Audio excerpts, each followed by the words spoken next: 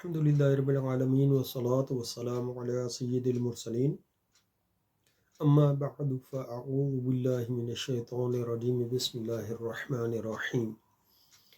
انشاءاللہ تفسیر صراط الجنان سے سورۃ البقرہ کی آیت نمبر 92 کا ترجمہ اور تفسیر پڑھنے کی سعادت حاصل کروں گا۔ اللہ رب العزت کی رضا کے لیے پڑھنے کی نیت کرتا ہوں اور تمام مسلمانوں کی صالح ثواب کے لیے پڑھنے کی نیت کرتا ہوں۔ جو کچھ اس پر حکم دیا گیا اس پر عمل کرنے کی اور جس بات سے منع کیا گیا اس کو چھوڑ دینے کی نیت کرتا ہوں انشاءاللہ۔ بسم اللہ الرحمن الرحیم۔ وَلَقَدْ جَاءَكُم مُوسَىٰ بِالْبَيِّنَاتِ ثُمَّ اتَّخَذْتُمُ الْعِجْلَ مِن بَعْدِهِ وَأَنْتُمُ ظَالِمُونَ۔ ترجمہ کنز العرفان۔ اور بے شک تمہارے پاس موسیٰ روشن نشانیاں لے کر تشریف لائے، پھر تم نے اس کے بعد بچڑے کو معبود بنا لیا اور تم ظالم تھے۔ اتخذتم العجل، بچڑے کو معبود بنا لیا۔ اس آیت کا خلاصہ یہ ہے کہ حضرت موسیٰ علیہ السلام بنی اسرائیل کے پاس روشن معجزات لے کر تشریف لائے، اور جب حضرت موسیٰ علیہ السلام کو طور پر تشریف لے گئے تو آپ علیہ السلام کے بعد بنی اسرائیل نے سامری کے بہکانے سے گائے کو معبود بنا لیا اور گائے کی پوجا کر کے انہوں نے کفر کیا۔ جب حضرت موسیٰ علیہ السلام کی روشن نشانیاں دیکھ کر بنی اسرائیل بچڑے کی پوجا میں مبتلا ہو گئے تو ان یہودیوں کا سید عالم صلی اللہ تعالی علیہ وسلم کے ساتھ کفر کرنا ان کے لیے کون سی بڑی بات ہے؟ یعنی حضرت موسیٰ علیہ السلام کی روشن نشانیاں تھی، سامنے پیغمبر معجزے دکھا رہا ہے، اور یہ اس کے باوجود جو ہے وہ گائے کی پوجا میں لگے ہوئے ہیں۔ تو جب یہودیوں کے لیے وہ کوئی بات نہیں تھی تو نبی کریم صلی اللہ تعالیٰ علیہ وسلم کے ساتھ کفر کرنا یہ کون سی بڑی بات تھی ان کے لیے؟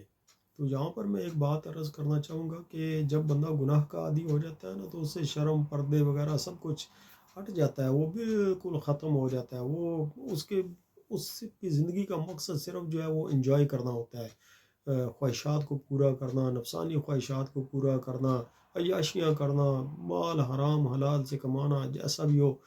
تو اس کے لیے پھر دین کی کوئی اہمیت نہیں ہوتی۔ تو یہودیوں کے ساتھ بھی یہی تھا معاملہ۔ تو آج بھی جو ایسے عمل کر رہے ہیں وہ یہودیوں کے طریقے پہ ہی ایک قسم کا چل رہے ہیں۔ تو آگے فرمایا گیا ہے، فرماتے ہیں کہ اس آیت سے معلوم ہوا کہ گائے کی عبادت قدیم عرصہ سے چلی آ رہی ہے۔ مسلمانوں کو گائے ذبح کرنے کا حکم ہے، اس کی تعظیم کی اجازت نہیں، کہ اس میں کافروں سے مشابہت ہے اور کافروں سے مشابہت ممنوع ہے۔ نیز یاد رہے کہ اس سے پہلے آیت نمبر 51 میں اس واقعے کا اجمالی ذکر گزر چکا ہے، اور جہاں دوبارہ اجمالی طور پر اس لیے ذکر کیا گیا تاکہ یہودیوں پر قائم کی گئی حجت مؤکد ہو جائے۔ سورہ طٰہٰ کی آیت نمبر 85 تا 98 میں یہ واقعہ تفصیل سے مذکور ہے۔ یہاں تک تفسیر ختم ہوئی تو اس سے یہ بھی پتہ چلا کہ کافروں کے جو اعمال ہوتے ہیں ان کی مشابہت کرنا، ان کی کاپی کرنا، انہی کے طریقوں پہ جو ہے وہ چلنا، یہ شریعت کو محبوب نہیں ہے، یہ شریعت میں منع کیا گیا ہے۔ تو ہمارے جو بھائی ان کے طریقوں پہ عمل کرتے ہیں، اب میں کس کا نام لوں؟ نیو ایئر کا ہی نام لے لیتا ہوں، کیونکہ اگر باقی کسی کا نام لوں گا تو خواہ مخواہ جو ہے وہ مسائل کھڑے ہوں گے۔ تو یہ ہے کہ نیو ایئر پہ دیکھ لیں گے جس طرح سے جو کچھ ہم کافروں کی فلموں میں دیکھتے ہیں، جو کچھ ہم کافروں کے طریقہ کار دیکھتے ہیں، آج کے مسلمان کا مقصد بھی یہی ہو گیا ہے کہ بس اس کے اوپر مٹھیاں بند کر کے بھاگنا شروع کر دیں۔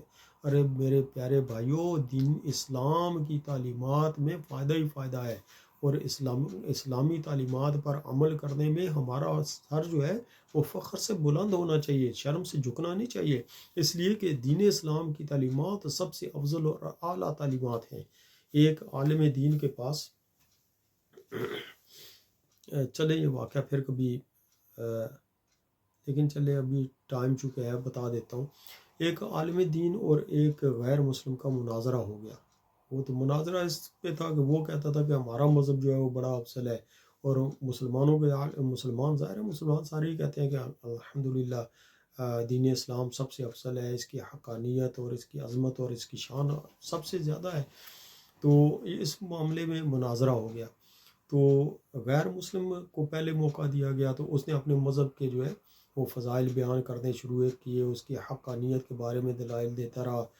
تو اس کے بعد مسلمان عالم دین کی جب باری آئی تو مسلمان عالم دین نے جو ہے وہ اس کے دین اسلام کی حقانیت کو بیان کیا، دین اسلام کی عظمت اور شان کو بیان کیا، دین اسلام کے جو احکامات ہیں ان کے بارے میں تفصیل سے بیان کیا کہ کس طریقے سے کون سا حکم جو ہے وہ کس طرح سے مسلمانوں کے لیے فائدے والا ہے۔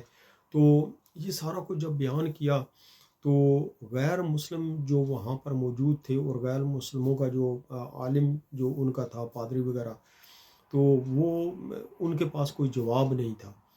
تو آپ کو معلوم ہے کہ جب کوئی مقابلے سے ہار جائے، مناظرے سے ہار جائے، تو اگر اس نے حق کو تسلیم نہ کرنا ہو تو کوئی نہ کوئی بہانہ لگاتا ہے۔ تو اس نے بھی کہا کہ اے مسلمانوں کے عالم، میں اس بات کو تسلیم کرتا ہوں کہ دین اسلام ہی وہ مذہب ہے کہ جسے فالو کرنا چاہیے، جس پر عمل کرنا چاہیے، جسے ایکسیپٹ کرنا چاہیے، جس کو قبول کر لینا چاہیے۔ دین اسلام ہی حق مذہب ہے، دین اسلام کی تعلیمات سب مذاہب کی تعلیمات سے افضل و اعلیٰ ہے، میں اس بات کو تسلیم کرتا ہوں۔ لیکن میری ایک بات آپ بھی مان لیجئے، اور وہ بات یہ ہے کہ دین اسلام حق ہے، لیکن آج کا مسلمان سب سے بدترین مخلوق ہے۔ اس نے پوچھا کہ تم کیسے کہتے ہو؟